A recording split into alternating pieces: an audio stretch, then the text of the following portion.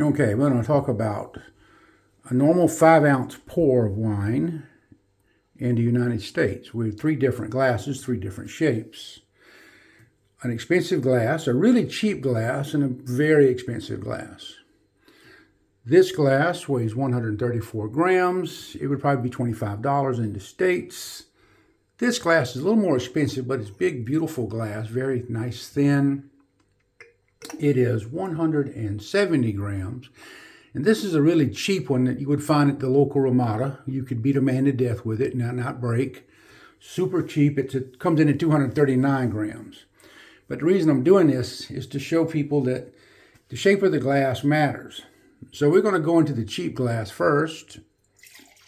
Try not to spill any. Notice that as soon as it starts to go in, that's your pour. That's a good 5-ounce pour on this glass. So now let's take it and move over to the little bit more expensive glass and try not to spill anything. Look at that, I'm doing it. That's good. Interesting. As soon as it starts to go in, that's your line. That's a marker. That's why your servers are given. You think sometimes you're getting a sharp pour and you're not. Now this is the super fancy glass. I love this glass. Not as fragile as this glass over here, but it's a very nice glass. I don't know who makes it. We find them quite pretty good deal on them here in Spain. And let's pour that same amount in there. And try not to make a mess.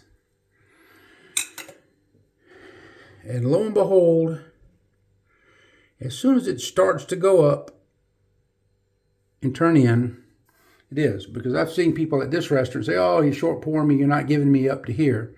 No, each glass, believe it or not, has its own mark. And a good server will see it and do it. And some glasses are even marked in restaurants here in Europe. But just to kind of show you the difference, that they're all the same, about 170 grams of wine in each one. 172, I think, is exactly what it was. That's your wine lesson for today from a redneck.